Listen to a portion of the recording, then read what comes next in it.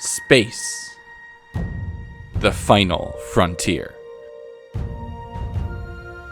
These are the voyages of the starship Altera. Its 100-day mission to explore brave new worlds, to seek out new life and new civilizations, to boldly go where no Minecrafter has gone before.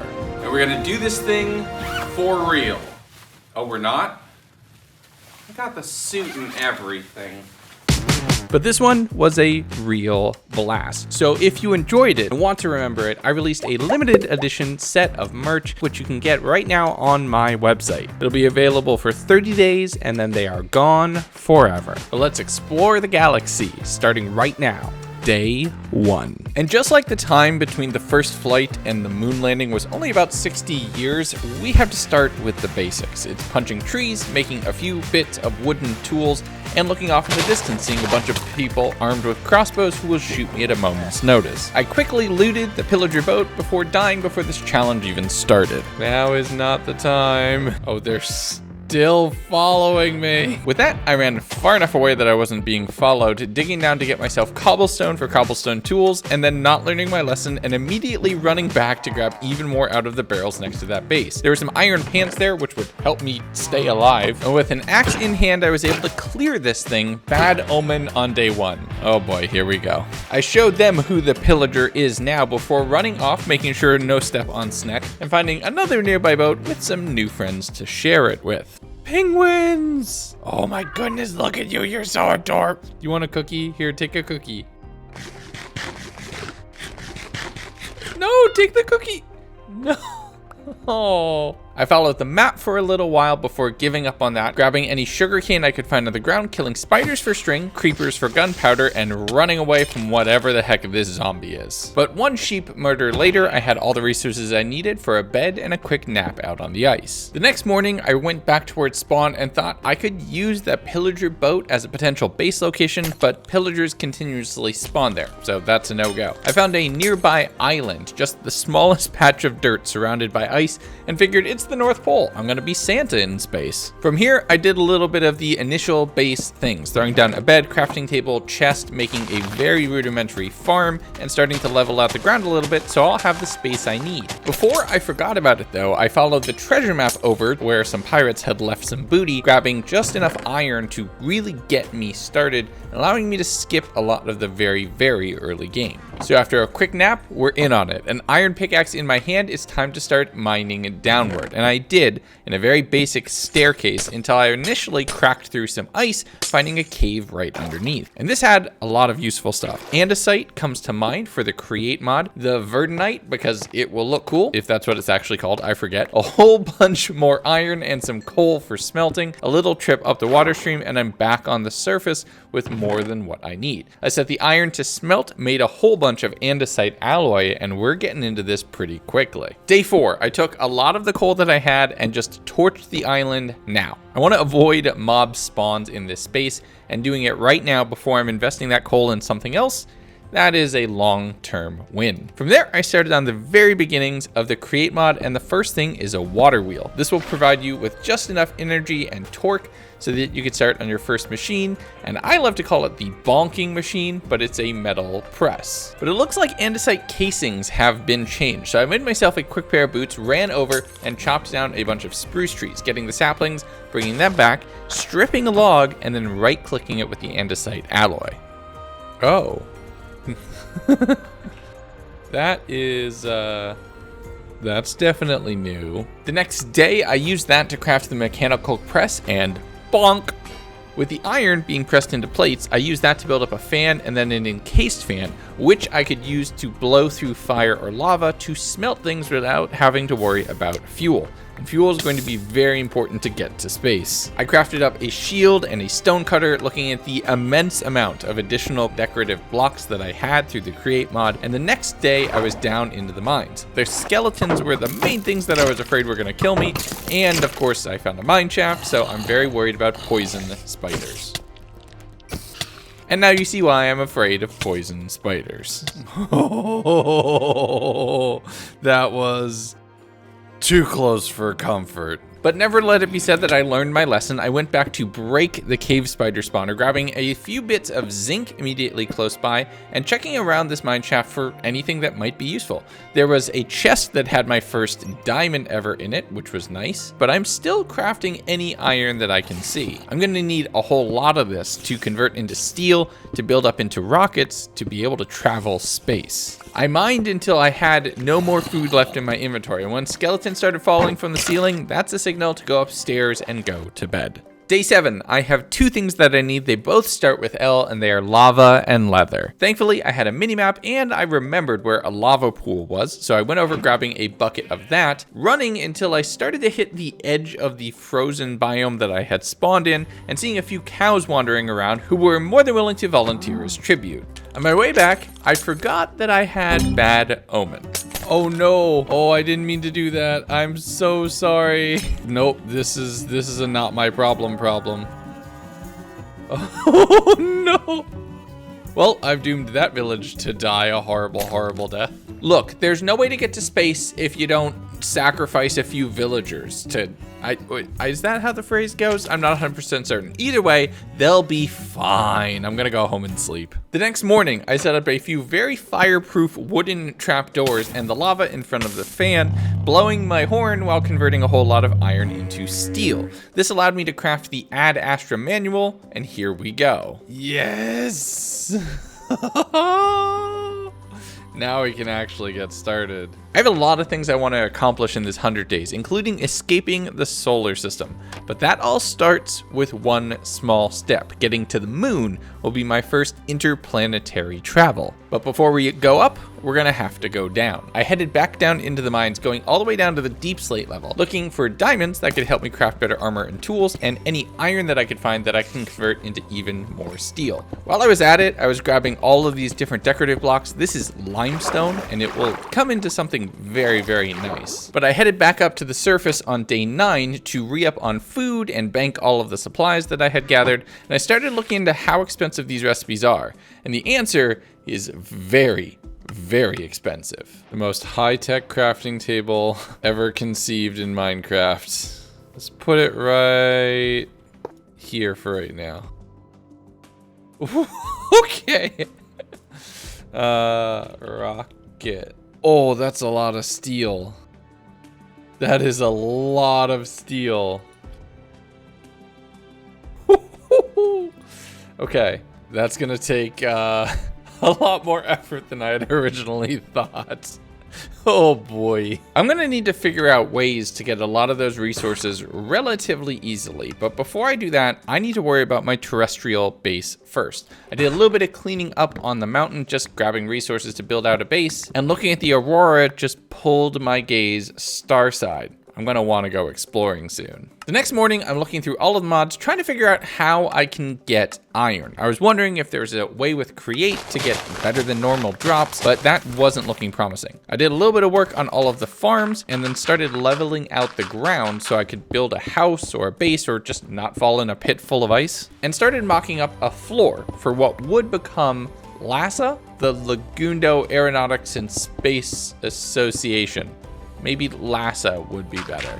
You'll know which one I picked because that's the one on the t-shirt. Spent a little bit of time doing decorating on pathing since I was out of limestone and setting an entrance for the mines, just small details to make this place look a little bit more worthwhile. If I'm gonna be going to space, I can't do it from just the middle of a field. There has to be something that looks legit here. So the next morning, I'm finishing up on the floor and making a staircase down into the mine shaft. Down in the mines though, I'm grabbing just blocks for cosmetic reasons. Tuff and limestone are 2 of my main things that I can find, but I also need to grab a whole bunch of redstone, which I need for some of the components. I'm picking up any obsidian that I can find with an unenchanted pick, which is obnoxiously long.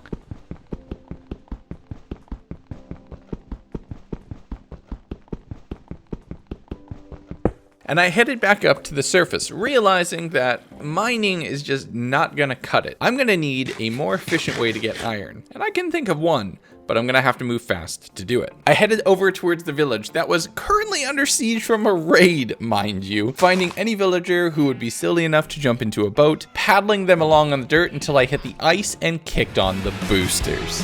Oh my goodness, I am so fast. And just like any challenge in modern video games, you can't just do it once. You have to do it 3 times to show that you really understand how it works. So villager number 2 was brought over in the ice in the evening of day 12 with a little nap in the middle of the lake while I spent time grabbing villager number 3 on day 13, ice boating my way over until they fell off way too early. It took a decent bit of effort to get them back into the boat, but eventually they were back home and I ran over to grab what was villager number 2, who arrived 3rd, and don't overthink it, it'll hurt your brain. From there, I was visited by a traveling salesman who wasn't selling me rockets, so they donated a few leads, but I don't know how well leads are gonna help in space. That was a really weird contribution, I'm not gonna lie. But I started crafting up a couple composters before building up the very beginnings of an iron farm on day 14. Now I'll leave a link to this tutorial down in the description. It's something that I have in my hardcore world that I built in my spawn chunks.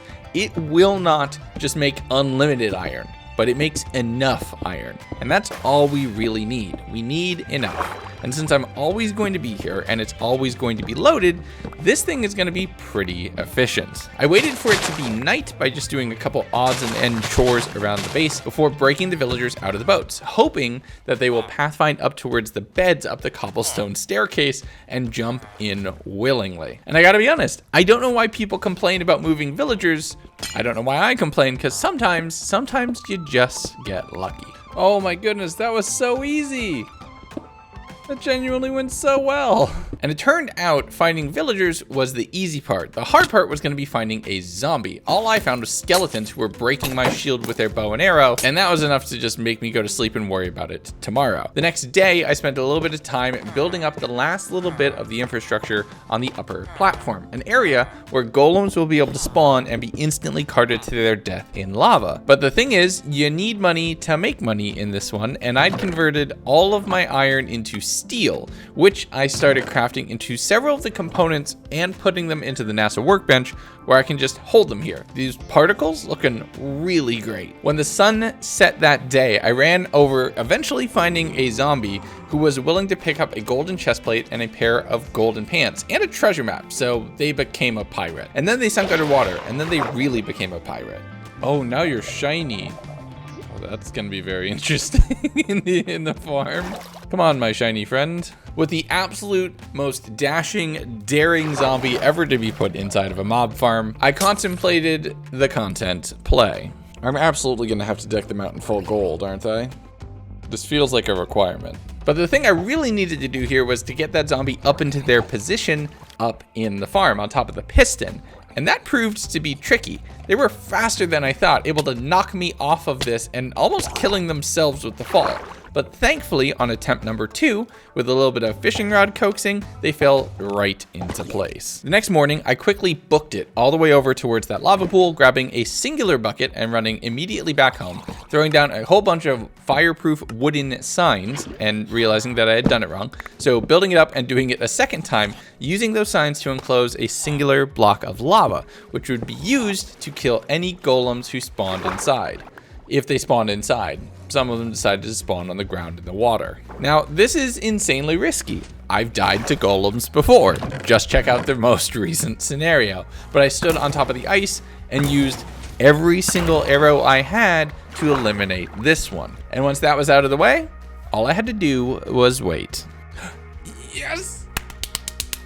We will power our trip to space on the backs of hundreds of deaths.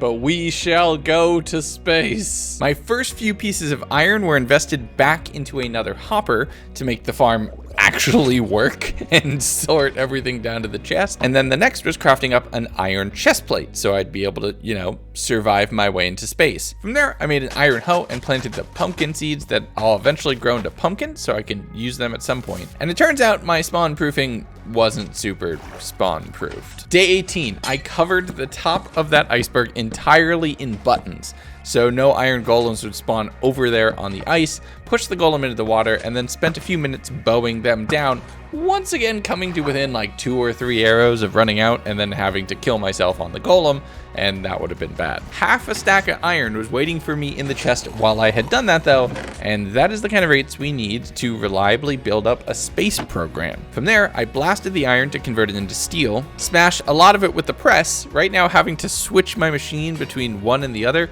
since one water wheel isn't strong enough to support both. I crafted up the rocket fins and started looking into what it would take to build out oxygen tanks and a spacesuit, so I didn't, freeze to death on the moon. But there's a whole other set of machines I need to build, and I'm too tired for that right now. So on day 19, we actually got into it. First thing I did was craft up an oxygen compressor, which would allow me to take oxygen and fill tanks with it so I could breathe. I then crafted a few of the tanks themselves, set up an infinite water source here, and I thought it would pull in, but no, I had to manually fill it with buckets. And it turns out it also needs power. Who knew? The machine would require electricity. So I built a coal generator really quick, throwing a decent bit of coal in there and seeing a whole 1 oxygen shoved into a tank. And it turns out each bucket of water is only about 25 milliliters of oxygen. So I spent quite a significant amount of time just manually pumping buckets of water into this oxygen generator,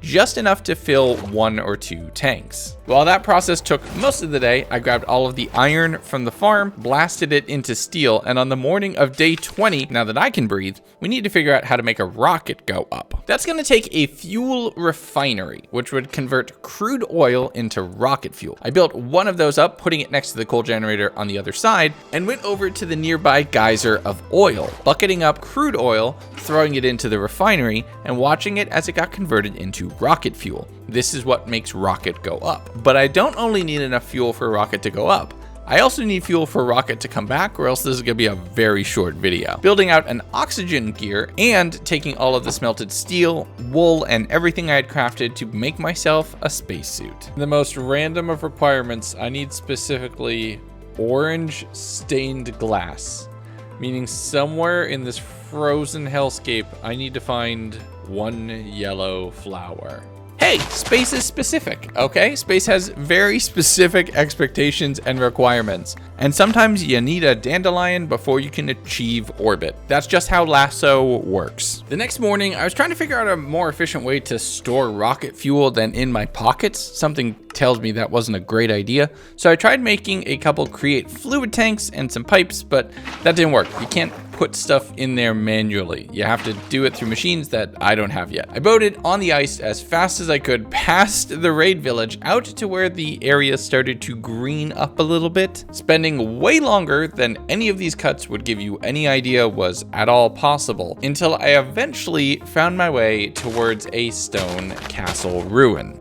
These flowers will let me go to space. Stopping to admire the sights on my way back, seeing any life was wonderful considering I'm stuck in the frozen wasteland, I boated past the village still under siege, making my way and crafting some orange dye and the last component of my spacesuit, my helmet. The next day, I grabbed all of the components out of the chest, donned my armor, and yes, I am into space. I spent a good chunk of the remainder of the day just pumping more water into this thing to get enough oxygen, and using the press to make steel and iron plates, which I was able to craft into 2 launch pads. Well, I'll need 1 for each end of the trip. I smelted and pressed a little bit more steel together to craft up the engine, the final component of the spaceship itself, having to make up some more oxygen tanks to craft into steel tanks, which I could then put in and complete my rocket.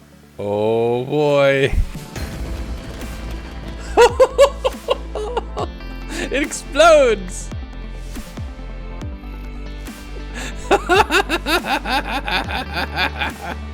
I'm just carrying a rocket over my head. Okay, so I can just boop, put that down right there. There's the inventory. Okay, great. So we need oxygen and fuel and a landing pad in this thing, or else we're gonna end up stranded on the moon, which would probably be, kind of a bad thing. I fueled up the rocket with 3 buckets of rocket fuel, having inside additional oxygen tanks, a landing pad, and the 3 buckets of fuel I would need to return home. I quickly checked the seat, making sure not to launch, and double-checked everything in the manual that I would need before heading off to space. I don't want to get stranded there, and reading the manual when it comes to is probably a good idea. But before I can go to space, the only torches that will remain lit are soul torches, so I'm gonna have to go to the Nether first. So I iceboated my way over to a lava pool, throwing down a bucket of water to make a whole bunch of obsidian, and 1 eternity later, had a full portal's worth of obsidian blocks and a couple spares to make myself an enchanting table a little later on. With that, I nitroed my way back, and the following morning, it's time to create a portal to go to hell.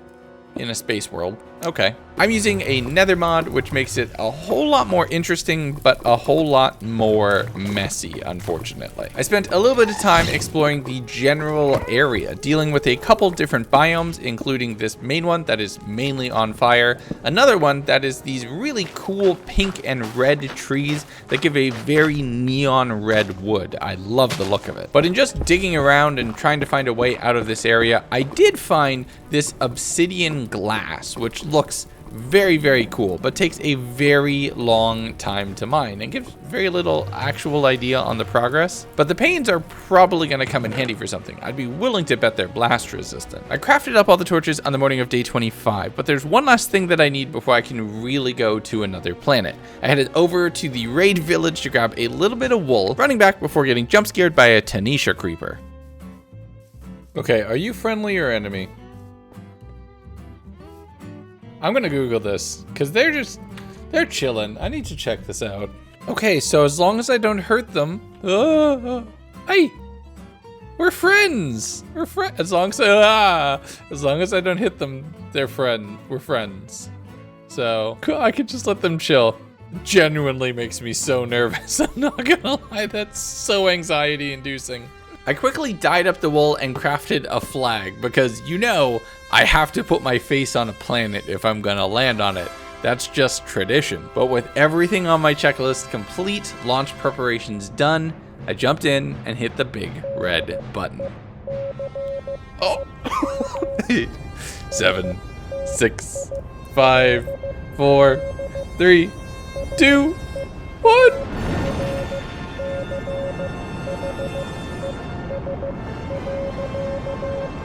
Oh, this looks so cool!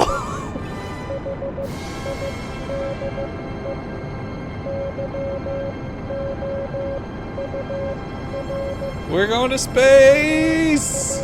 Now, while it would be insanely cool to fly from one planet to another, there's this loading screen right here. And with a tier 1 rocket, all I can really do is get to Earth and its moon. There's also the option for a space station, and that is definitely on my to-do list for this 100 days. I am going to want that. But I clicked into the moon and started my descent. You have to hold your thrusters so you don't crash and burn directly into the ground, but that was thankfully quite easy to do. And I landed and looked out at a much more active landscape than I was expecting.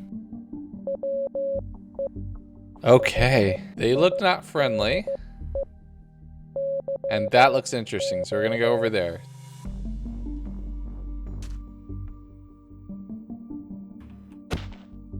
There you go. Oh, that's a big jump. Oh, that's a big jump. Oh, that's so cool. Ooh, ooh. I think this is what I need. I think this is the dash. Oh no, it's it's cheese. I found moon cheese. Oh my goodness. Okay. I was about to say, are you friendly or not? You are definitely not friendly. They shoot ice at you.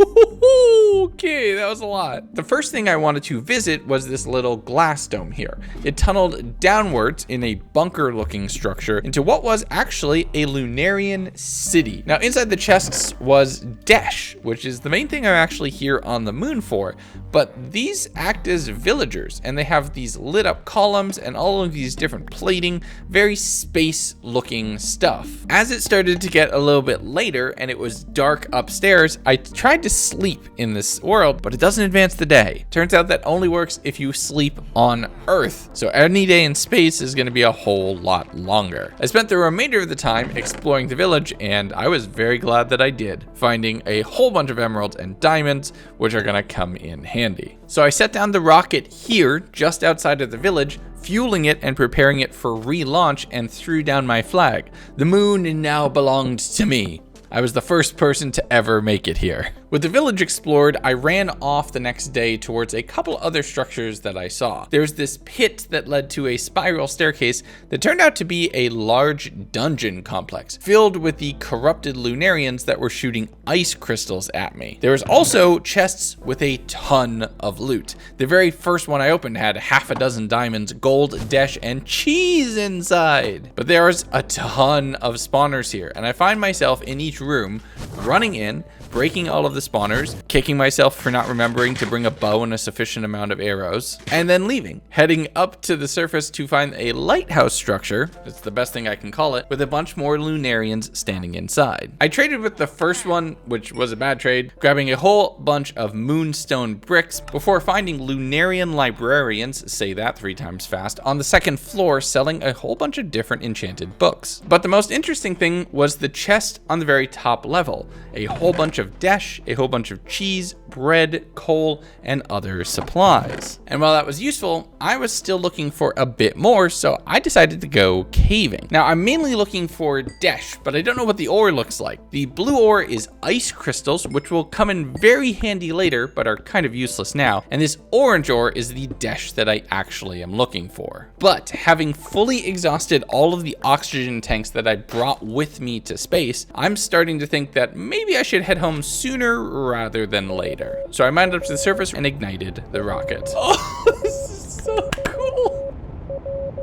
3, 2, 1, away.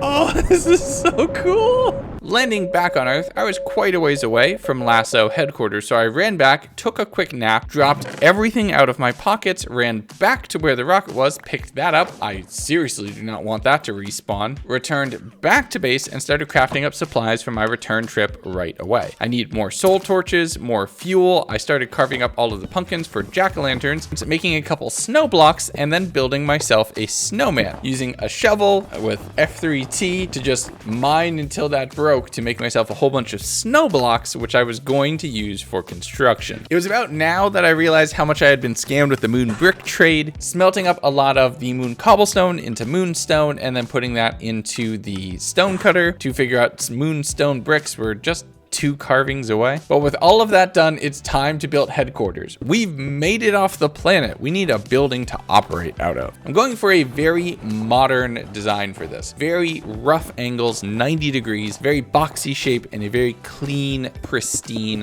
white set of walls. I'm using a lot of the moon brick to give myself context, and the redwood from the Nether to give a big color pop in a few different places. But I set up a small workstation on the lower level with some trapdoors to build shelves, building out a frame of the overall space, reclaiming the area in front to use those blocks as an interior floor, and putting up the purple obsidian panes, which I immediately started to regret, not gonna lie. The colorization was just a little bit too far off. I moved all of the Ad Astra machine blocks, including my rocket workbench, inside. I should be working indoors if I'm making rockets, and spent the time moving all of the supplies from the chests outside to a little mini storage area inside of the base proper. But I'm closing up the walls using slabs to finish up the ceiling, hoping that the whole thing would be spawn proof. And I went back to the Nether to get more of that obsidian glass because I misread my notes, and I don't actually realize that the purple windows on a red, black, and white building are a bad color palette choice until after this mining expedition.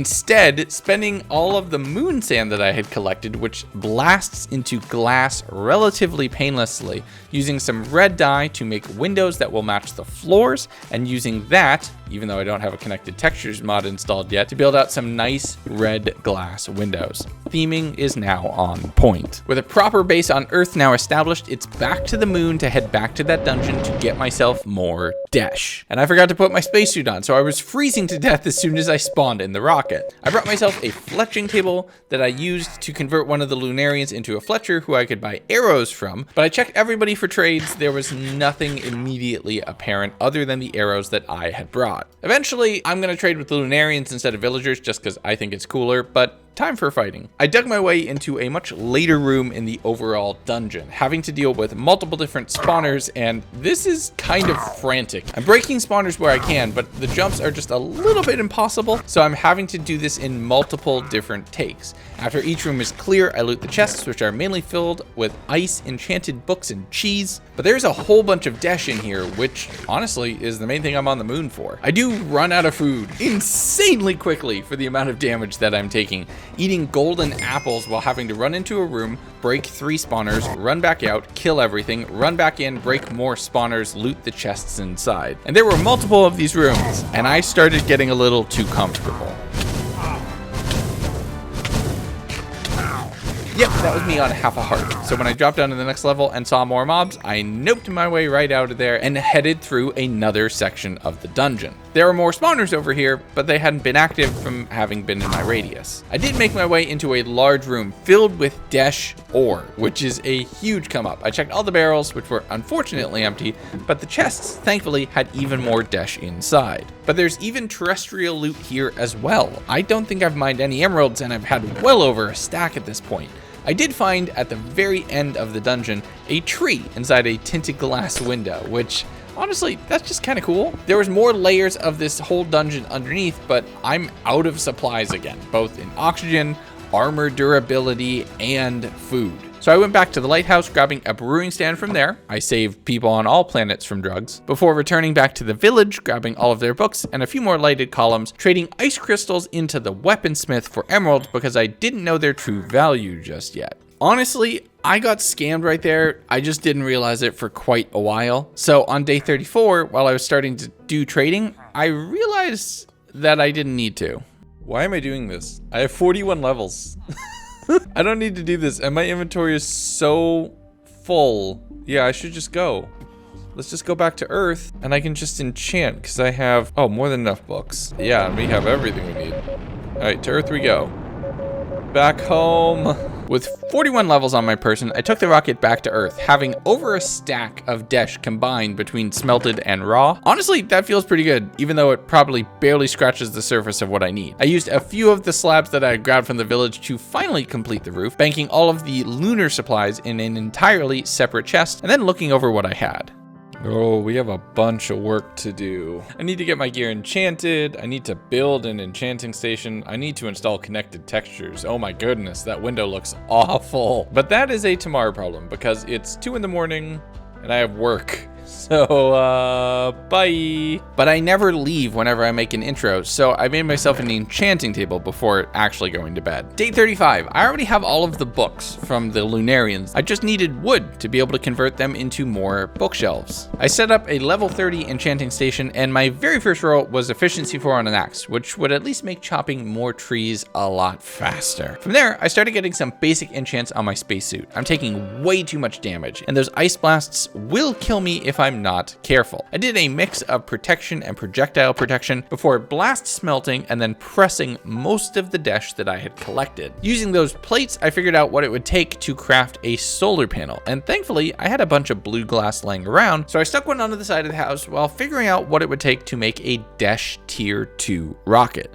This would be enough to get me to Mars and the next potential tech level of this tree, but it basically costs exactly as much as the previous ship, just in dash instead of steel, and you can't make a dash farm. But I started crafting the parts I'm going to need. I need to convert iron into plates into bars, and I converted a whole bunch of dash into blocks right now, just to prevent me from using it on anything else, so I would keep myself honest in building the rocket. I'm about halfway there with the tanks and the block. 1 or 2 more trips is all it's gonna take. Day 36, I'm taking some of the oil and throwing that into the refinery to make a whole bunch of rocket fuel so I could make my way to the moon and back, and then it's a whole lot of fish murder.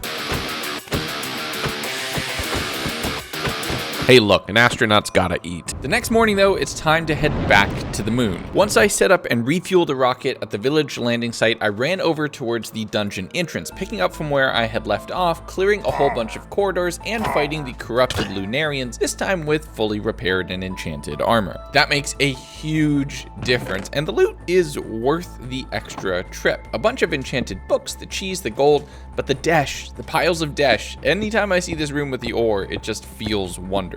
Now, me being protected doesn't mean it was any less dangerous. There's still a chance of death here if I'm not careful. So I'm clearing each room methodically, breaking all of the spawners I can possibly find, and picking up a whole bunch of this desh plating, so I don't need to convert any of the desh that I could actually use in building and crafting into structural blocks. I can just use these. As I'm starting to clear the final couple rooms, I'm finding golden apples, a whole bunch of ice, iron, cheese in all of the chests. I'm feeling like, yeah, I've gotten everything there is to get from this structure. So I headed back over towards the village, grabbing a little bit of the steel plating here for exactly the same reason as I don't want to use my own steel. Finding a few more resources in a couple chests that I had missed the first time around. Day 38, I'd run over to another village I'd seen in the distance. This one had rocket fuel and other parts just sitting in the ground, which makes me think that you could probably start on the moon and survive, given if you could breathe. I traded with a Fletcher that was here to re-up on all of my arrows, and then continued exploring the moon's surface, finding and dropping into another dungeon, about the halfway point of it, finding another Desh loot room almost right away. But as I started to drop down to another level, I realized in a quick inventory check that my armor was almost broken. So I legged it back to base. Oh no. Oh, I'm almost dead. Okay. We have to go. Now, I don't know if there's natural decay on this armor or if it's just from all the damage that I've taken, so I jumped into the rocket and headed to Earth immediately. Once back in a safe atmosphere, I assessed the damage, and yeah, this was rough. I checked out my manual, trying to see if there's a better spacesuit, and there is one, but it's gonna require me getting all the way up to netherite and calorite as well, and that means I'm gonna have to go to Mars. Turns out this mod's progression works pretty solidly, so I crafted all of the desh that I had up to complete the tier 2 rocket. Oh no, I was muted. I had an involuntary excitable sound of oh. Oh, that looks so cool. I mean, we never need to take the tier 1 anymore because the tier 2 can just go to the moon, but that looks so cool having them in like fleet formation. With me now discovering true interplanetary travel, I figured I should invent a backpack. I've had this in the mod pack since the beginning and just forgot to craft one. This is gonna make looting a whole lot easier. But before I can rush to Mars, I really need to make sure that I'm prepared and have everything that I need to conquer the red planet. First thing I did was fully repair my spacesuit with a whole bunch of steel. Then I thought I should automate my oxygen collection. I can create a water pump which will pump water into the oxygen compressor. And it turns out it's not even super expensive. I crafted that up right away, set it up, it pulled power just fine. But when I went to pipe the water, I realized I was out of coal for the generator. So I ran down into the caves, grabbing a whole bunch of coal while fighting zombies, then came back upstairs and found it in the furnace. Of course I did. The only problem is the water pump doesn't support or doesn't respect waterlogged blocks, and it deleted the stairs, flooding my house almost instantly. I know I want to keep the NASA workbench inside, but it turns out my power generation is gonna have to live out here in the dirt. I set that all up, but it's nighttime, so the solar panel isn't really doing much. So I'm gonna look like a total fool here for just a little while, and I know if I had just crafted up a wrench, it would be better, but I forgot that wrenches existed until like day 80, and even then I needed to fix the recipe for them to actually be craftable. So go leave a comment on how silly I was on day 41 when I just don't know what I'm doing. I struggled with this for half the day until a friend came to help. Yeah, I don't get it either. Oh, it's doing something.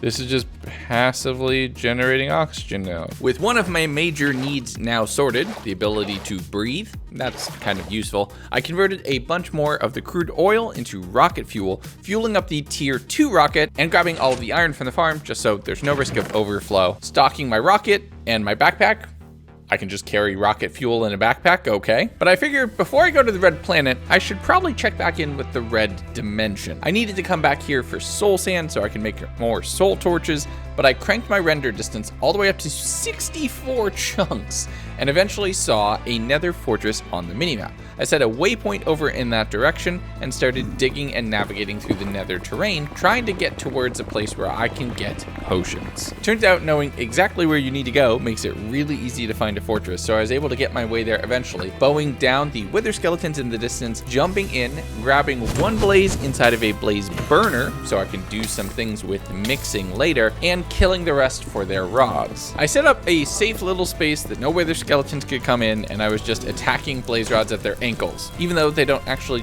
have ankles. With blaze rods now in my pocket, the next thing was nether warts. But, and I can't believe that this has happened to me again, the fortress looped back on itself, cutting off the inside. It's all exterior, meaning that there is no nether wart garden in this structure at all. That is another problem that I'm gonna have to solve on another day. For now, I figured like traveling to another planet to escape my worries. So on day 43, off by 1 from the proper answer, it's time to head to Mars. Oh, Mars! I want to get a space station before we're all done, but let's land. Oh, shoot. Whew, okay. Forgot to put my spacesuit on.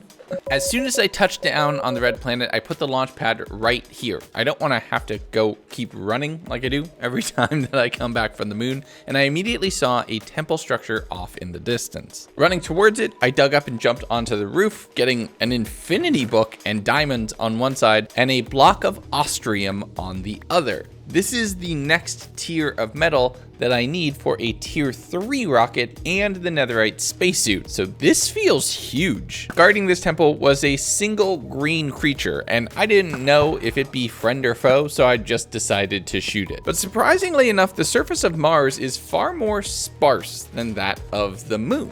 There's a lot more structures with the Lunarians, and here you either have the red sands, a polar cap area, and the occasional boulders of a completely different rock. I headed down into the caves, finding another of those red lizard creatures who did come to try to nom on me, so they are most likely not friendly. I checked the manual to figure out how much ostrium I would need. It's the same amount of blocks and tanks and engines as every other rocket, so that's about 2 stacks right there, and about another 20 to support the spacesuit. So this is going to be a big investment. We're going to be here a while. So the very few structures showing any promise, I jumped down into the next crack cave I could find, finding a couple ore sitting right here. It seems pretty rare, unlike the lizards. Oh, they're just spawning in. Oh, it just keeps spawning more and more. See, it just keeps... Game, why? But as I'm ending each day and taking my notes so I can actually do the voiceover, I just pillared up onto a pole and waited for the sun to rise. But it turns out there's even more uses for ostrium, one of them being an energizer, which we would need for a couple different purposes and basically acts as a giant battery. So add a couple more blocks to the total. As I ran over the sandy surface of the planet on day 44, I found a massive exposed cave system, and the lower gravity, while it wouldn't kill me, I still needed to be careful when dropping down here. You know what else I need to be careful of dropping? My bow, accidentally yeeting it down in the cave. Well, now we definitely need to go down. I throw blocks every 4 or 5 blocks down, and I'm just taking the tiniest bit of fall damage, so that's probably safe. I picked that back up and started mining up all of the ice crystals I was finding down here, and more ostrium, eventually seeing lava. The cave systems here are much more massive, and overall ores feel a lot more plentiful. They're also very easy to spot, even though they're not glowing with complementary shaders, which is what I use for every one of these videos. I always get comments on those. I love to see it. Ask away. But as I started hitting the ends of the final branches of this part of the cave system, I just pillared straight up, utilized that lower gravity to be able to mine a tube right up to the surface, running along in the dark of night, munching on moon cheese, finding another one of those temples. So I had another ostrium block and some emeralds and ice. I kept running through the night into day 45, finding another one of the temples. So that's 3 free blocks right there. And I also ran out of arrows, finding out these lizards hit pretty hard. 3 hearts of damage with a bunch of protection on board. That's no joke. But I'm below 50% on my oxygen, all my tanks are expired, and it's time to head back to Earth. Oh, I just realized I forgot a flag. I didn't even claim this planet as my own. My face doesn't exist anywhere on it. This is horrible. How could I forget that? Back to Earth so we can make a flag so we can take over this planet properly. I returned back to Earth, activating my thrusters right outside of LASO headquarters, throwing the rocket back down on the launch pad immediately. The fleet must stand prepared to go at any moment. From there, I dumped my inventory into the chests. I really should have added a better storage system to this mod pack, and smelted up all of the Austrium I had, getting a couple blocks and 3/4 of a stack. With the blaze burner crafted, I spent a little bit of time making gears going into day 46, where I have the press crushing all of the iron into plates, and I'm looking for all of the potential ways to get wool. I did a quick little bit of decorating at the house before ice boating my way over to the raid village, and it looks like the raid might have actually passed now, and everyone got to survive. That feels like a win all around. I grabbed all of the wool they had, both in building and on sheep form, before ice boating back, traveling just about as fast as the rocket actually does. By the end of the day though, I'd completely forgotten about flags and instead crafted up a bunch of sails so I could start powering some new create machines. Day 47, I started working on getting a windmill set up and I found a problem.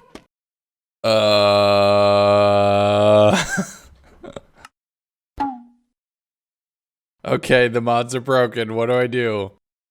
I think I know what I can do. Stand by. Problem solved. Don't worry about what was done. Okay, sometimes when I make these packs, I have a little bit of a problem, and I will fix it in the mod pack that you all will be able to download on Curseforge. Link will be down in the description, and that will all be sorted. Cool, we can get the video going again. With a create wrench now in my inventory, I can actually do and understand how these machines are supposed to be working around, and I configured the windmill so that it would actually turn. Then I found out that I had crafted the wrong thing, so I crafted a windmill bearing instead of a mechanical bearing, and all I had to do was click it, and it worked. Well, that's a whole lot of complicated mess there for no reason. I threw on a bunch more sails in a weird, kind of futuristic looking shape, just anything random I could think of. And I don't know, it kind of reminds me of a Space Invader. Is this just me? I don't know. I set up an initial wood column around it. The next day though, I remembered I'm building a space organization, not a windmill that's making bread. So I did a little bit of time upgrading that to make sure it looked absolutely proper for the theme, switching out all the wood for steel and desh plating, even if it just happens to be a bunch of pieces of cloth that go I can't believe I made that sound, and I'm gonna put that on the internet to be out there for forever. Hi, future me. Yep, this is where it all went wrong. From there, I crafted up the mixer, RIP to probably the best streaming site ever, running down to grab a little bit more andesite so I could make more andesite alloy so I could actually craft the head of it, and then plugging it into the gear system. Now, with the blaze burner underneath the basin, underneath the mixer, and okay, fine, we'll use wood for the floor, that works. But I blasted up some more of the copper, combined that with the zinc, and I got brass. I've been to another planet, and I've just now unlocked the metal of brass. Minecraft gets weird when you think about it too hard. But while I'm researching being able to make dough, I'm also researching rockets that can send me to even further planets. It's a weird combination, I know. The next day, I started stripping and chopping down a bunch of different trees, converting those into brass casings, which would be the first component of the next tier of overall things I could build in the create mod. From there, I did a quick pop over to the Nether, mining into a wall and excavating until I find a little bit of quartz, which I took a little bit of sandpaper and some redstone, mixing that together, and it always looks like I'm eating this. It is such a weird animation. But I polished that, having to craft up a couple different redstone blocks and actually having to go back underground and do a little bit of quick caving, running from glowing block to get all of the redstone that I would need for this stage. Day 50, we're munching on some more shiny red rocks, setting up a couple different Nixie tubes and building a few automated crafters. This is actually the only way which we can build crushing wheels, which we can use to grind down netherrack into something that we can eventually turn into gunpowder and a whole bunch of other cases. It's actually really useful. I ran out of andesite, so I ran underground, grabbing a little bit more of that, converting that into alloy, hooked it into the gears, and watched it go. Yes! Oh, come on. Oh, I wanted to assemble in the middle. Look, makers of this mod, I love you. I love this, but let it assemble in the middle instead of making it have to come to an edge like this. That's disappointing. Once I converted the automated crafting grid to work in the entirely less satisfying bottom center position, I had 2 crafting wheels ready to go. So I started hooking them up to the water wheel, and well, it doesn't work. I'm gonna have to go bigger. But if I'm gonna go big, I might as well make it look good. We're over the halfway point. This should be looking like a space station, even if we're using wooden gears. I don't know, okay? This is strange. But I set up a nice steel plating encased area with 2 water wheels, each of which was only supporting a single crushing wheel, and they are spinning. It looks like it might be working. I'm not 100% certain. I spent a little bit more time later that day working with all of the different gears and gear shafts surrounding the actual windmill, trying to get the press hooked up in here so that way I can use that to bonk more plates into iron sheets. From here, I'm just trying to make sure that the grindstones are running a little bit faster. They need to be moving at a good clip to actually work in any reasonable pace. It was raining and dark, and I was tired, so I did take a quick nap, returning back to it the next day, setting up funnels on the top and bottom, throwing a whole bunch of netherrack in, and getting netherrack right back out. So I'm thinking maybe I need to enhance all the gears so that they're moving a lot faster. So I worked on the back, and the back of this suddenly became very messy very quickly, where I had several different 2-to-1 conversions all hooked up to a singular gearbox, which instead of working on the water wheels, I hooked into the windmill. This would allow us to have a very high stress ratio, but get a lot of speed from the different 2-to-1 conversions. But in order to make this not look completely awful, we're gonna need a little bit of kelp to make a belt to allow us to transfer that rotational force over a very long distance. And I won't lie, I spent all of day 53, and I do mean legitimately all of day 53, just sailing along the rivers, running along any sort of green land I could find, until after the midpoint of the day, I finally found an ocean with some kelp. I mean, look at the minimap here. Look how far I went. That's ridiculous. I did start running back home, and it was getting pretty late as I was doing it. I ran across a ruined area with a pig and a single Fletcher villager who had a whole bunch of wheat and potatoes and carrots, which I quickly stole, coming across a nearby vanilla village which had a waystone sitting inside. Yep, that's mine now. I took a quick nap in the bed and continued running back towards my house on day 54, getting to the ice where I could yeet myself across and quickly boat my way to victory, banking all of the resources that I had collected along my way and cooking up a bunch of the kelp into dried kelp so I could set up a belt, which allowed me to transfer force very quickly. From there, I struggled a little bit with the gears on the back, but once everything was hooked up, now these are moving at a good clip, and I threw in a stack of netherrack, quickly getting a stack of cinder dust out underneath. I set up a funnel thinking it would filter directly into the chest, but instead it was pulling the netherrack before it actually ground down, so I had to get rid of that, and eventually we had the dust coming in. Yes! Okay. Progress. We're making progress. Oh. That little sound was fear. These Yeti creepers, yeah, they jump scare me for the entire playthrough. But it's time to get back to space. This isn't a create 100 days after all, even though it kind of partially is. It did help a lot in getting to the... Anyway, I spent a little bit of time on day 55 working on some major upgrades to my space infrastructure. First things first, I crafted up all of the diamond blocks and started researching an energizer. I'm not quite there yet, need a little bit more. But I did make myself another oxygen loader, a few extra tanks, and use that to build an oxygen compressor. And use that combined with some desh plates to build myself an oxygen distributor. This on the moon, with a little bit of water and a pump underneath it, could allow me to make an enclosed, breathable atmosphere and a permanent moon base. No need to come back here whenever I happen to just run out of tanks to chug down. But that's gonna take a bit of work to set up, and you will see on the other end a bit of frustration with how this actually requires power. But I crafted up another Desh engine, which allowed me to craft a rover. Oh, I got so excited I forgot how to talk. Oh, I have a car.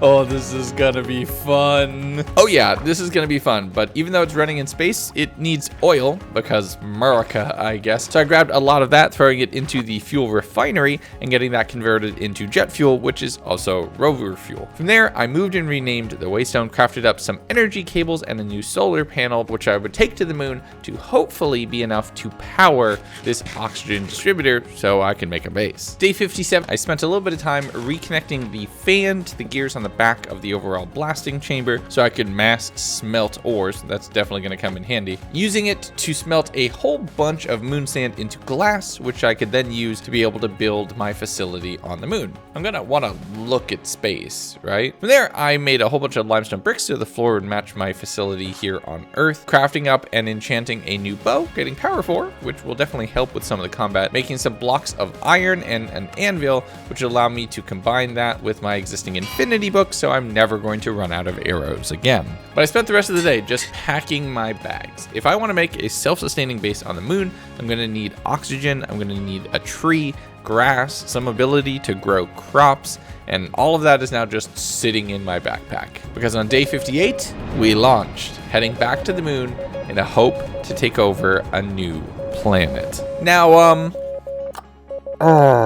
if I had a nickel for every time I forgot to put on my chest plate and almost died when landing on a new planet, I'd have maybe 4 nickels. I think this is only the second one you'll see, but don't worry, I do make this mistake again. But thankfully, I was able to get to it quickly enough that I didn't die. Landing on this overlooking ridge, I figured it probably makes the most sense to build our base here and not have to worry about traveling to it. The design I'm going for is kind of gonna look like the top half of a conduit. This is my space station and journey and waypoint out into the greater universe, so it kind of fits.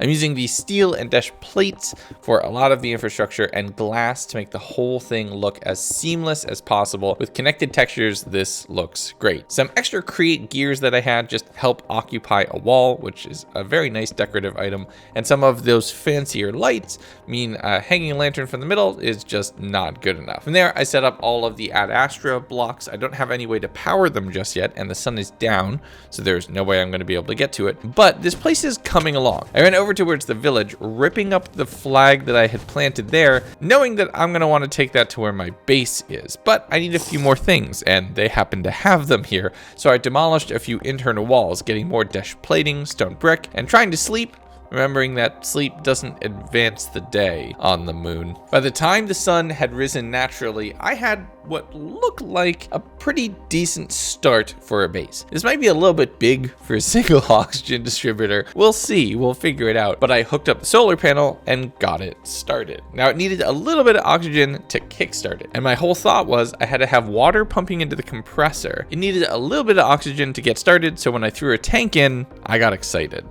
Yes! Yes! Oh, it's working. Okay, it's not gonna be working for super long. And it works! I was able to take my chest plate off and not die. And with moving the flag and getting the rover set up and fueled, my ability to travel on the lunar surface has been greatly multiplied. From here, I spent a little bit of time using those lunar bricks and a little bit of sand to just make the walkway from the launch pad to the base a little bit less perilous. But that was feeling like a really great milestone.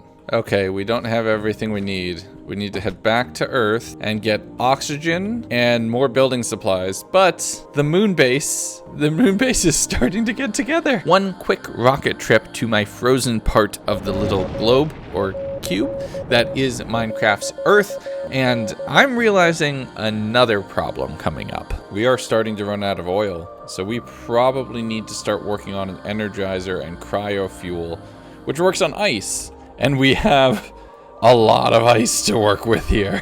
And that's a concern. Maybe not an immediate one, because I am relatively close towards a cryo freezer, but a few wandering traders coming by and donating some supplies definitely made me feel like it was something that I needed to keep in mind. But I have to use what I have, refining a few more buckets of oil, enough for a rocket launch back to Earth with the supplies that I need in hand, and a spare set to get me back to the overworld. From there, I used the little bit of moon sand that I had and built up the launch pad, fighting off a few mobs that had congregated around my base, and now it's time to rover. This is so cool!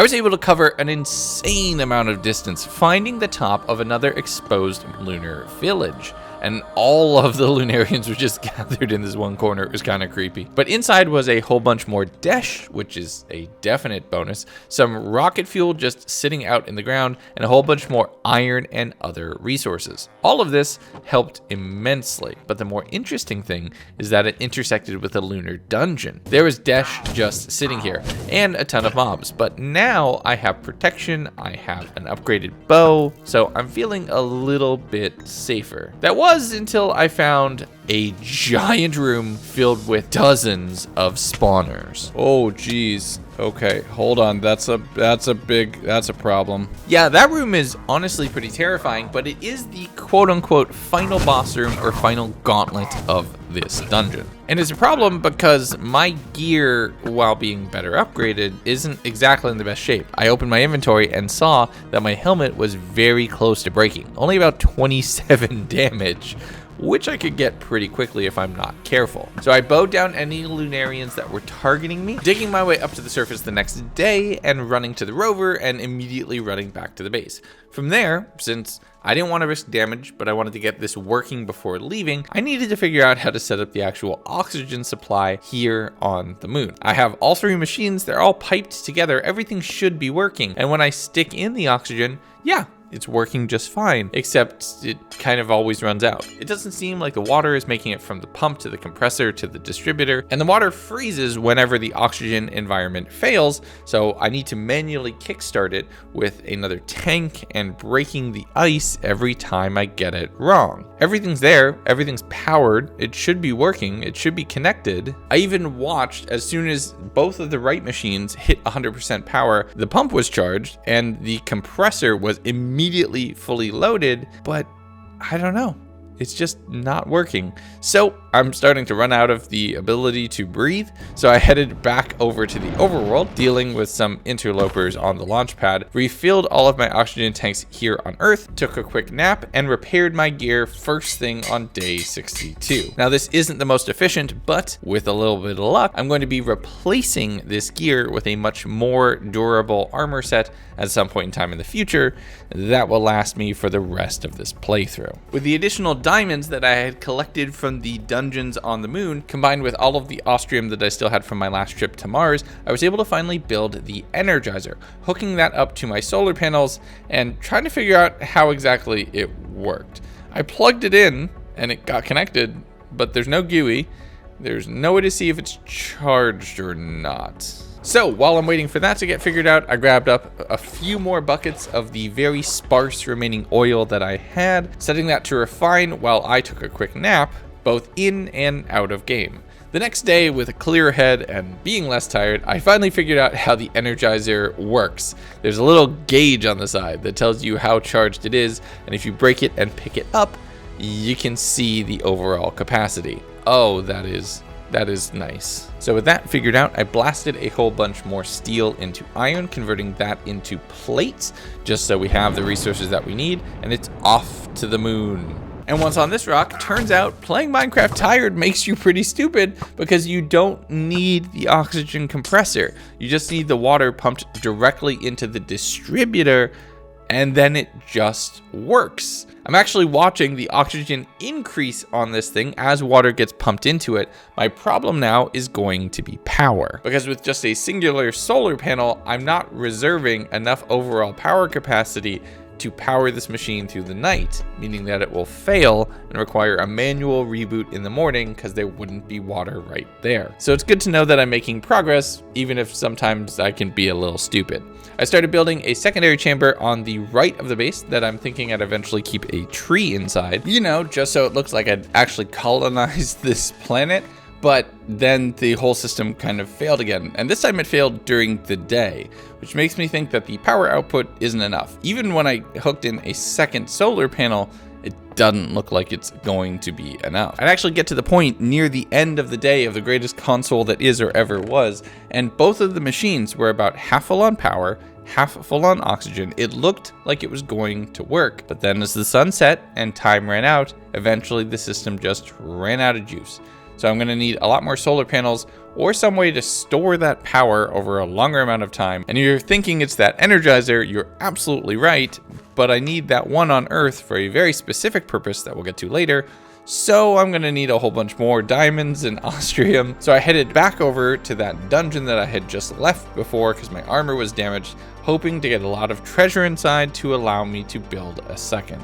I started clearing out the earlier chambers that only had a few spawners in them, and with fully repaired gear, being in protection armor, I'm feeling relatively safe. I need to be careful. If I take too much damage, I will eventually bite the dust, but for right now, I'm doing okay. All of the chests mainly had the ice shards, some emeralds. I did find a first and then a second room that was just filled with raw desh ore a little bit later, which is definitely good. And then I returned to the giant room filled with spawners with a globe on the other end. And I wanted that globe for just really silly reasons. So I started digging through, up and over the ceiling of the room, bowing down to fight any mobs here and there, and just trying to see where I was. And those space starfish could hit me, and even in full protection 4, I still took 4 hearts worth of damage. They are no joke. I need to be careful here. But eventually, I was able to kill all the mobs on this side of the door, slowly building my way down in blocks and sealing off the entrance. I had locked down the treasure room. Whoo! Okay. Oh, goodness. This is dope. Not bad. Globe. And is this just Desh? Oh my goodness, that's a ton of dash. With me being able to successfully conquer the first of these 2 mega challenge rooms, now I need the strategy for taking on the next. I blocked off the entrance, dug a tunnel around the overall perimeter of the next one, seeing that there were chests along the midpoint, so I lowered myself to that level, being able to grab the books from inside the chest from inside the wall. I have the longest arms ever. But I made my way around to the globe treasure room on this one, looting all of the chests, getting more of basically everything I need except diamonds. I found practically none of those, but I am set on dash for what I think is the remainder of the playthrough. From there, I jumped in the rover, drove back towards the base, and threw a bunch of the things that I needed, but I didn't need on Earth, into the chests here. This is going to be my forward operating base for the moon, and the moon seems like the best place for looting right now. So I left one of the trophies here to commemorate my victory, jumped in the rocket, blasting myself off and landing back on Earth where I could breathe safely, now knowing what I needed to do to get ready for the next big stage. And I will get to that tomorrow. On the day that is due to galactic conquest, I had quite a few different chores I needed to accomplish. The globe went up, the Energizer was empty for some completely unknown reason, and the Desh was blasted with lava and pressed into plates, which would allow me to make a wrench, but a different wrench. This one worked on all of the Ad Astra blocks and makes a whole lot of things a whole lot easier. If however many of you were screaming at me in the comments to make a wrench to fight with this pump 30 days ago, I apologize. You can now say on day 66 you were finally satisfied that I figured out what I was doing. But despite the orders from the Emperor, I basically spent this day just getting things ready and figuring out what my next step of the journey would be. We're at the 2/3 of the way point through this adventure, and I still have 2, maybe 3 planets that I would love to visit. And the next day, we're making a major step towards that, as I made a little bit more steel, and then checked and saw that I had just enough osmium to make the cryo freezer, which is a much more efficient way of fueling my rockets. This is gonna take a while to charge, but we can now set this, and it's gonna take a while, but we can make some cryo fuel. But while that charged, I set a bunch of other tasks to run, iron and steel plates being smashed, all sorts of resources that I could get ready for the next tier of my overall accomplishments, and have the supplies on hand that I could build a space station.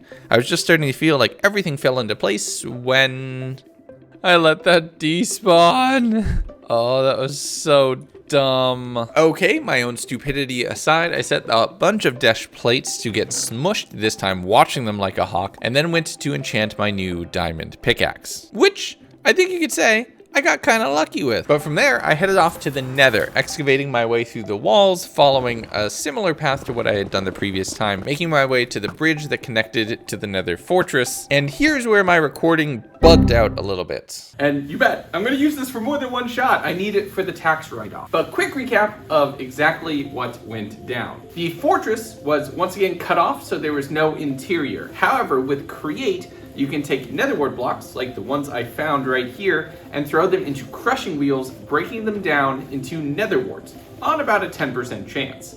I broke down 34 blocks of the stuff and got 3. It's not much, but it's enough where I can get started. So I planted that down and then took the cryofuel over towards the boat that I had been at all the way back on day 1 and dumped liquid nitrogen on pillagers. It kills them, but it is way more dangerous than using a lava bucket, so I almost froze myself to death too.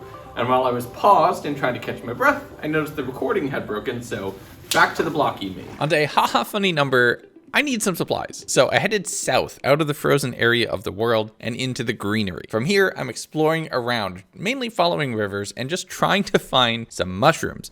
I'm pretty sure I had seen a few at a few of the structures that had generated, but all I found instead was this massive meteor of crying obsidian and gilded blackstone. And some voice in the back of my head was telling me that this is probably extremely important, but I couldn't really hear it or understand it.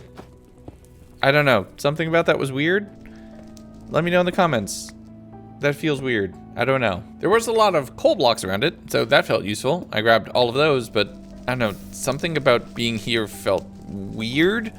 So I'm glad the ravine cut it in half, or else that could have been potentially really, really strange. I continued heading south, finding another waste stone, which would definitely come in handy. I had one at the base, so I could get home relatively quickly. And nearby was a walnut tree. Now, I don't know if you know, but I actually did woodworking IRL, and I loved working with walnut. It always smelled really nice when you cut it. Super ridiculous tangent, but you know, that's a dad thing for me. On day 70, we're continuing to run through, and I found another set of ruins, in which was a bunch of moss blocks, which would come in handy. It's the first I'd seen that at all, and maybe it could help me turn another planet green, but there was no mushrooms there. I continued along that way, finding yet another meteorite. This one had punched its way down into a riverbed, causing a massive crater. And I just started digging inside. It was made out of solid coal, which felt nice. And then there's a chest inside with a bunch of treasure. Now, I understand that that's there for gameplay reasons, but the idea of there being a chest in the middle of any meteor just is funny for me. I don't know why. But I dedicated 2 days to this search at this point, and where I thought I had seen mushrooms in the past, it turns out I had been mistaken. So I plopped down the waystone and returned back home. It cost me a level, but it saved me a whole bunch of time. From there, I dropped off all of the meteorite treasure chest items into the chest, took a quick nap, and then thought, you know, I can get started with the potion crafting. Even if I can't get it all the way out to harming potions, it could at least help a little bit. So I brewed up some healing potions in the mixer before heading out again, thinking, wait, maybe I had seen the mushrooms in the chests over at the pillager boat. So I went over there and relooted all of them. There's a ton of fish, a ton of other supplies, but nope, not that.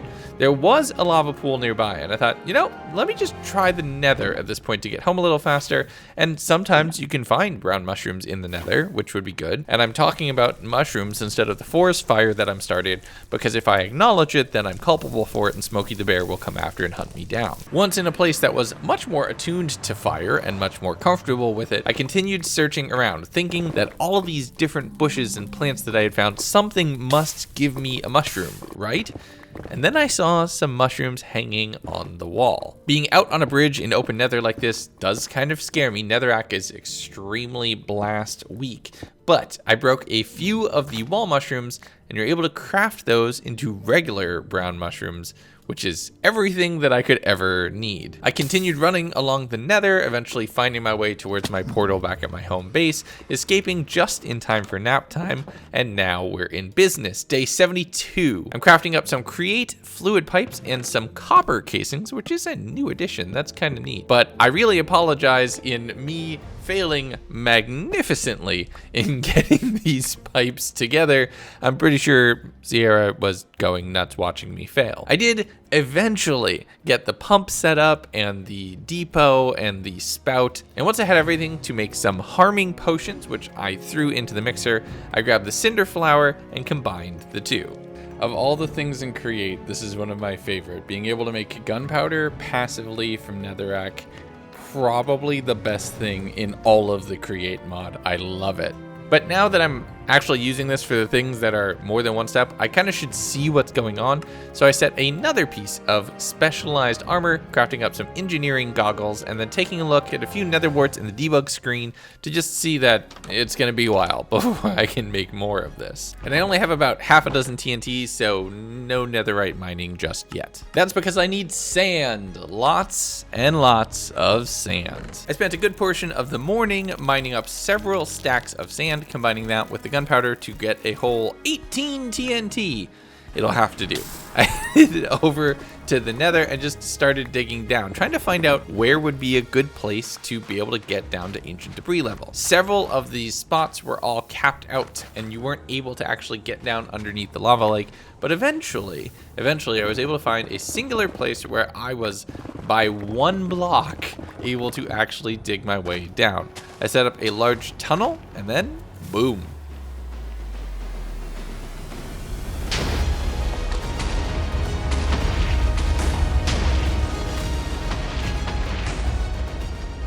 Now I was lucky right off the bat with a few pieces of ancient debris immediately. And within a few minutes of actually starting on the task, I had 4 pieces in my inventory. That felt good. Going into day 74, I'm just blasting away at levels 14, 15, and 16, strip mining everything since I don't have TNT. And if you just watched the scenario a couple weeks ago, you recognize this. And if you haven't, go check it out. We did the purge. It was a lot of fun. You know what else I've been doing a lot of recently? Blasting my way through the galaxy as a space wizard with a bunch of magic fighting a bunch of triangles. Yeah, I've been playing a lot of Destiny 2, and the timing of that has not been lost on me whatsoever, as I'm playing a space game while also playing space games in Minecraft, and I don't know, that's fun for me. That's been a thing for me. But once I returned back to the overworld, making sure to save all of the netherrack as it could eventually turn into gunpowder, God, I love Create, I saw the world's most unique Enderman. Wait, friend, friend, have you missed a memo about something you're supposed to be? Are you okay? I found the one Enderman who can shower. What? I'm at a loss for words, I'm not gonna lie. That was shocking. Reality is starting to break a little bit. Should I be concerned about this? I should probably be concerned about this. But I made a new diamond pickaxe and finding a few more pieces of ancient debris as I continued mining around. I mined for the remainder of day 74 and the entire durability of a brand new enchanted diamond pickaxe, which got me up to 11, which isn't enough. I'm gonna have to do this some more. Day 75, I crushed all of the netherrack, blasted some more steel, which I used to repair my spacesuit fully, and I used a few of the diamonds that I had, and I used my last 2 diamonds to repair my pickaxe up to mostly full durability. I know this is inefficient, but I really need more ancient debris if I'm gonna progress at all. Something else I'm gonna need is a couple different enchants and books, and you know what? Just because it's the only mod pack we can do it, let's go trade on the moon. And it's good to see that when I come here and the solar panels are charging in the middle of the day, the oxygen situation is working. Now if we can just figure out a way to make it work overnight, this lunar base is good to go. But I ran from there over towards the lunar village, barricading myself into a room with a few of the Lunarians to see if they're willing to teach me the magics that I want to know. And I would say, if it weren't for their goofier look, their Megamind appearance, their absolutely massive brains, you would think that they would be smarter, but they're just as dumb as regular villagers, and it took half the day to get any trade that was useful, the first of which was Protection 5 for 25 emeralds, which is honestly a pretty good price. So I'm happy with that. I continued rolling with the second villager that I had trapped in this room with me, getting mending for 22, and that is a majority of the books I need to feel really safe. That is literally everything I've earned in this entire run. So very worth it. Chill there for ever. With my enchanting needs sorted, I ran back towards the conduit, doing a little bit of checking on the solar panels and seeing that they were potentially charging each other. So I reconnoitered the cables to pull power from underneath so they wouldn't accept a charge, only distribute it, and maybe this is what I need to get it to work overnight. At this point, all the machines are charged. There was a bit of a leak, so I needed to plug that up, and as it got towards the night, things were not looking promising, so I jumped in the rocket and returned back home. The Energizer now was halfway up. It was marked as yellow, which feels really good. I don't know why, but that one texture ticking got me excited. But I only had time for a couple enchants before bed, and getting that pickaxe to have mending on it was my #1 priority. That's because on day 77, we need to go mining. I've been in this iron armor, basically, for an overwhelming majority of this playthrough, which is why you've seen me take so much damage, and I need a whole bunch of diamonds. I'm already focused on getting the ancient debris, but I'm realizing now I don't have the diamond armor set to actually upgrade behind it. So I spent a good chunk of the day starting with strip mining, and then when I dug into a cave, eventually doing some caving, finding whatever diamonds I could. I did end up fighting a witch, and things almost went very badly.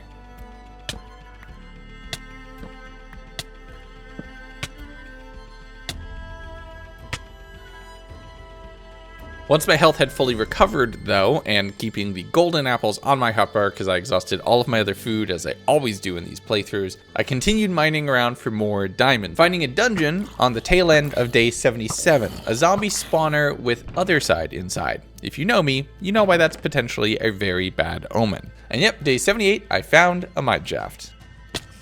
I built my way up to take out the spider spawner, and things got tense again.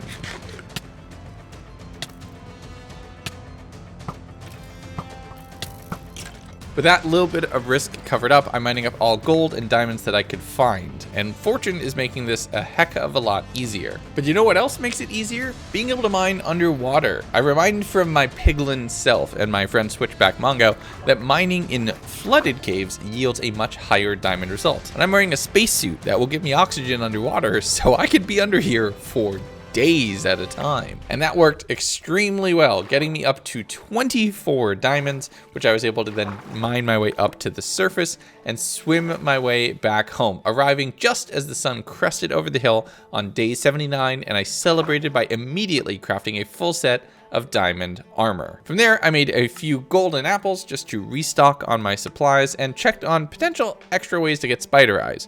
I'd gotten extremely unlucky in that mine shaft. I harvested up all of the melons, checked and plucked a few of the nether wart, getting a few of those with some healing potions to convert some more cinder flour into more gunpowder. It's day 80, and it's time for my first multi-planetary voyage. We're going to grab the last bit of oil, which reinforces the need for more cryo fuel. We're gonna fly to the moon, kill any corrupted Lunarians we could find, grab all of the ice shards we can, and grab the rover, using the refined fuel on that, but not here on the moon. No, we're taking it to Mars. Blasting off from one non-Earth planet to another non-Earth planet feels like a huge accomplishment, a major next step in my journey, and it was just kind of a blip. We have so much more work we have to do because we have terrain we need to cover, and I fueled up the rover and drove all the way through day 80 and into the night, finding more of these small little, I don't know what to call them, temple structures that had blocks of ostrium inside. I only need a bit more ostrium to fully complete the tier 3 rocket, which is what I need to head to my next set of planets, but Mars is the only place we can find that. I drove the rover until it was completely out of fuel, running from there and being very careful not to step into the insanely overpopulated caves underground here. But as the sun rose on day 81, it was time to put the music on, get grinding, and get mining.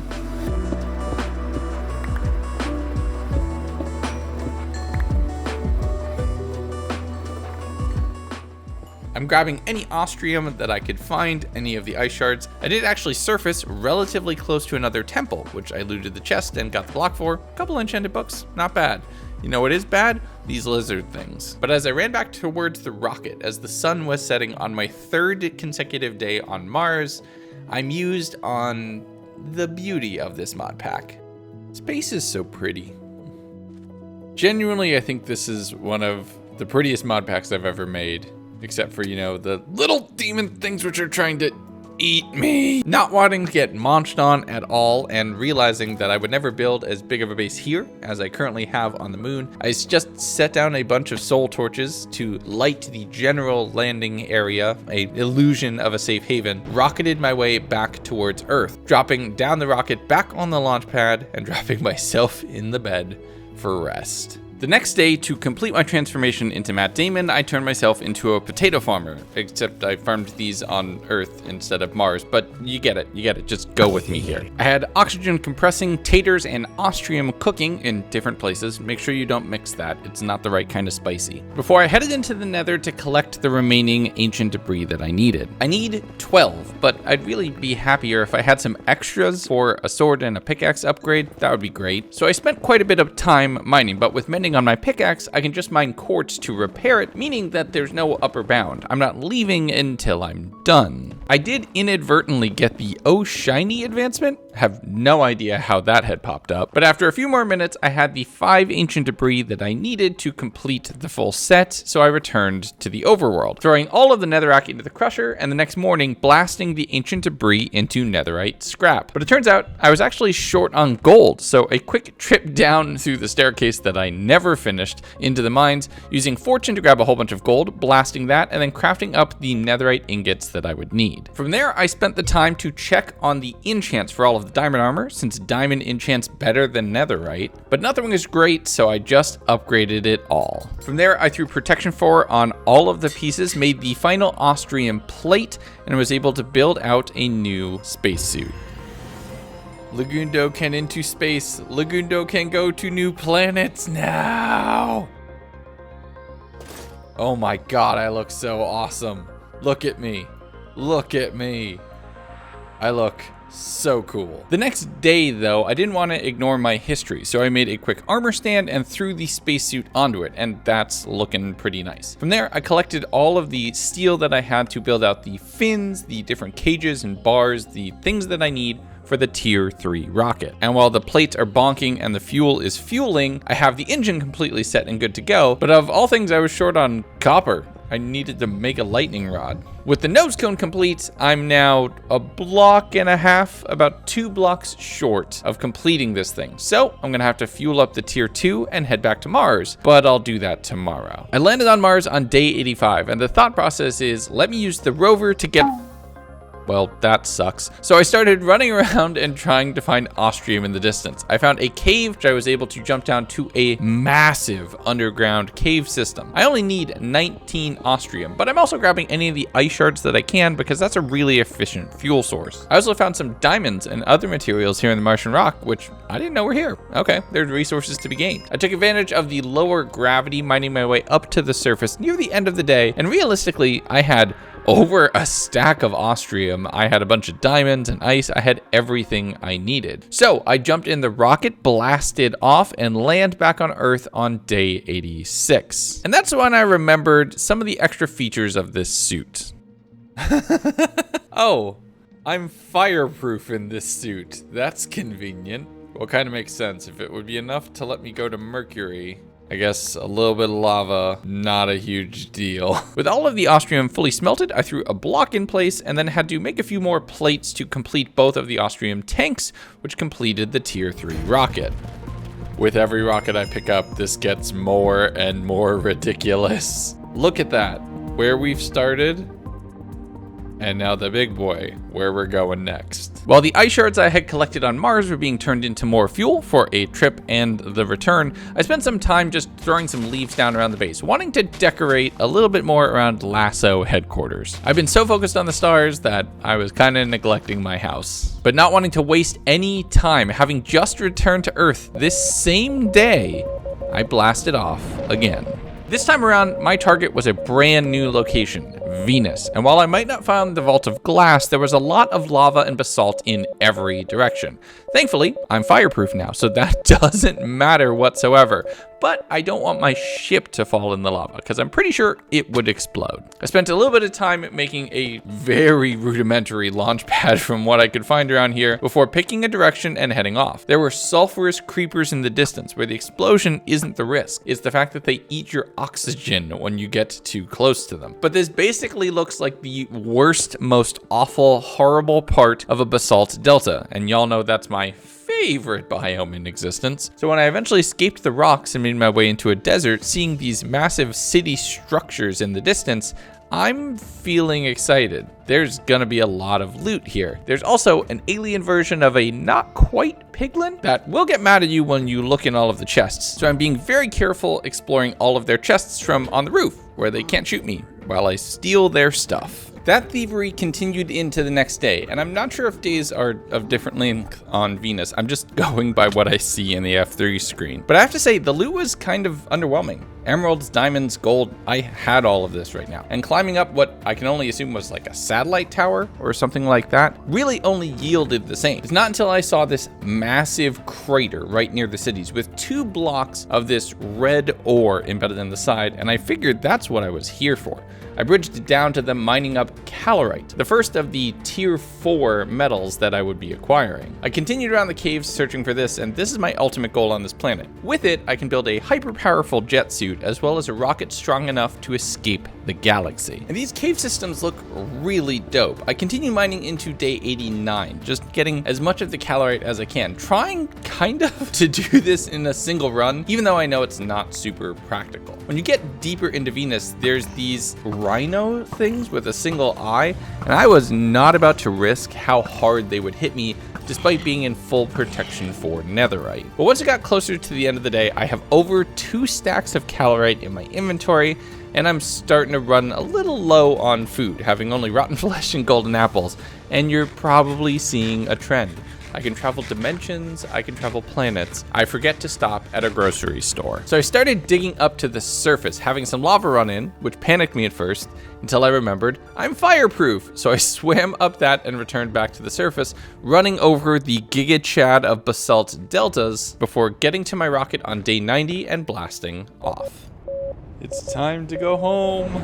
It's time to go home. Oh, this place is cool, but oh, it's also terrifying. Once I landed back on the overworld, landing a rocket on top of a rocket, there's clearly no danger there. I blasted up the calorite, having what I thought was everything I needed to be completely done with a tier 4 rocket. I threw a bunch of blocks into the crafter, smashed a bunch of it into plates, and then was checking the nether wart, carefully looking for what was tier 3 when finally filling out that crop. As I took a quick nap in the middle of my rocket construction, I figured, well, I have the rocket pretty much done, I'd quickly craft up my jet suit, the final spacesuit upgrade. Oh yes, I am Iron Man. This is gonna be so cool. Well, once I charge it. But as I crafted up the calorite engine, I had a realization. You are kidding me. I am 1 short. I am 1 calorite short. How did I let this happen? I misdid the math. That's great. That's wild. From there, I struggled because I knew the Energizer would charge the jet suit, but I couldn't figure out how. And then I broke it and replaced it, and it bugged out and was empty. You know, whenever people make an argument about why does modded have so much more than vanilla? Because of things like that. That's charging now. That's gonna take like a full day to charge because that had 200,000 in it, right? And it completely bugged. Ah, no.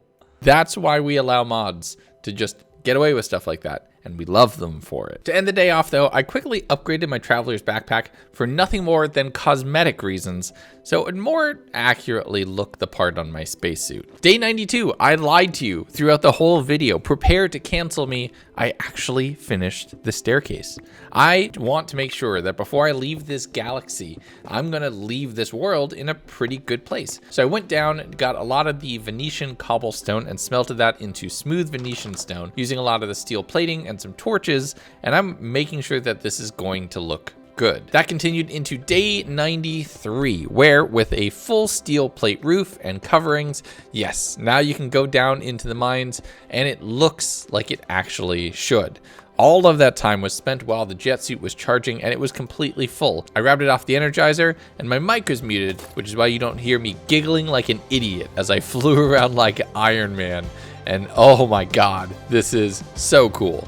The only problem is it overrides your normal jump, so it is a little unwieldy to work with. But I filled up a few buckets of the cryo fuel, took a quick nap, and the next day took a quick little jaunt over towards Venus. And this was a lot more fun to explore. Oh, this is so cool. This is genuinely so cool. This is full-on creative flight. Oh my God. I have to be careful about the power consumption on this thing because it actually does chew through the power at a somewhat decent rate, but I quickly flew down, being very careful about my descent because I'm still taking fall damage. So this jetpack could still potentially be the death of me. But I saw a vein of calorite in the ceiling of one of the mine shafts, hovered my way over and broke 4 or 5 blocks, getting about a dozen. So that worked perfectly. From there, I flew over towards these cities, wanting to see what was on the very top of that tower, and the chest was hella underwhelming. But when I popped over to the cities themselves, I realized there's just ancient debris just kind of sitting there for the taking. And that immediately sparked my desire to fly from Venetian City to Venetian City, or would it be Venusian City? I'm not sure, grabbing all of their ancient debris. I did that throughout the entire day, and as the sun started to set on Venus, I flew back to the rocket, blasting off to return to Earth, where I blasted up a bunch of the calorite, and since the rocket jump is getting a little concerning, I used all of that ancient debris to make a spare netherite chest piece, which I turned into a spare netherite space suit. So this way I could fly or not, depending on if I wanted to. I built up a better rocket launch platform for the Tier 4 rocket, because while this is a part of the fleet, I want it to look extremely distinct and special. This is the opus of all spaceflight in this mod pack. And the next day, with the tank in, it was done. Here we go.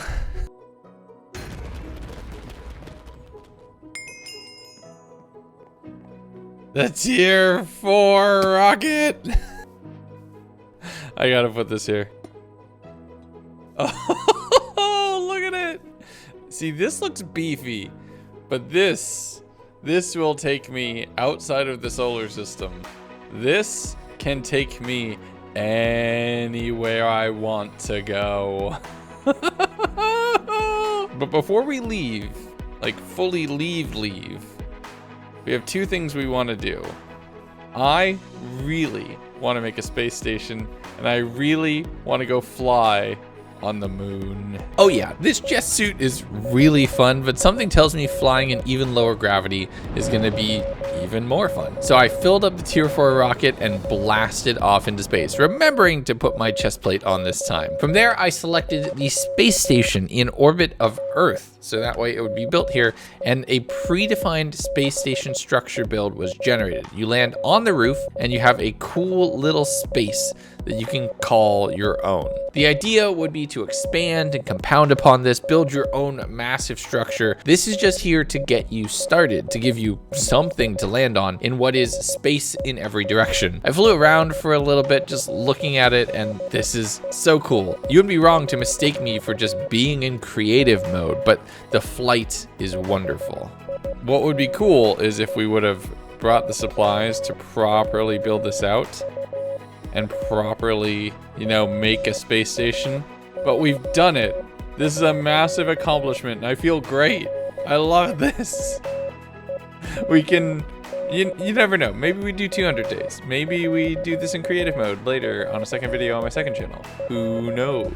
But I threw the rocket down in what is the launch bay, the landing bay of this space, just so I would safely land on the launch pad whenever I would return. From there, I blasted off and returned to the moon, landing just a little ways off and surrounded by Lunarians, but I am far less concerned with their ice blasts than I was in the past. I spent a little bit of time completing at least the potential frame for what that side section could have been, and then flew around on the moon, giggling the entire way. Oh, we are so fast.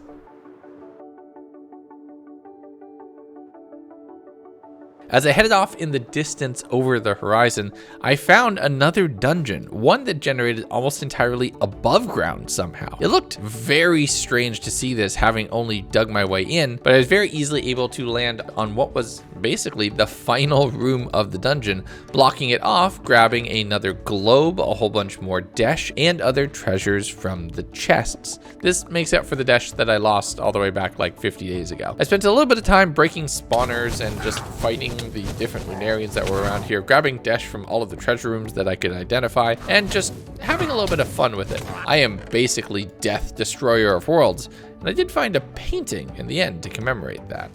Oh, that looks so cool! Look at this.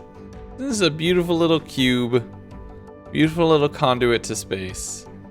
Just kind of chilling here on the moon. This feels really good. With my final journey on the moon complete, I rocketed my way back towards Earth, landing on the launch pad and resetting my rocket on its proper platform. From there, I set the chest plate to re-energize, and today was a little bit of house cleaning and proper maintenance of the space. I laid out all of my treasures before me for any future space adventurers to use for their own benefit. This world is available for download on Patreon if you want to get it. From there, I did a little bit of work on all the paths and just the small details, the fine grain that I never do in these worlds because I'm so busy making it to day 100 and surviving and thriving. On day 99, I popped down the globe and a bunch of item frames with unique items and trinkets from around the world. My first pickaxe, the first shell that I had found, the first of the Nether plants, which led me from better Nether, my first space helmet, and so much more. From there, I flew around the world, finding another village and grabbing their waystone, just so I could have one in my back pocket, landing on top of a massive ice spike. You know, I was gonna do a whole frozen world, but after how icy this one was, I don't know, it feels like it would be redundant. I'm gonna have to wait a while. I flew through caves and over oceans, and I don't even want to think what was going through this random fishing villager's mind as Iron Man basically plonked down onto his boat, stole his fishing rod, threw one cast, immediately captured a pufferfish, arguably the worst fish, and then blasted off without saying a word. I returned back to my base just as the sun had set, and on the morning of day 100, it was time to leave the galaxy. All right, here we go. Thank you, everyone. Let us now go and leave this galaxy behind. Blasting off, I escaped the reach of Sol, went far beyond our galaxy into deep space to a brand new planet and a new adventure. I hope you all enjoyed the video. My patrons are on screen. If you want to join them, get this map download. Link is in the description. Take care of yourselves. Be good to each other. Bye.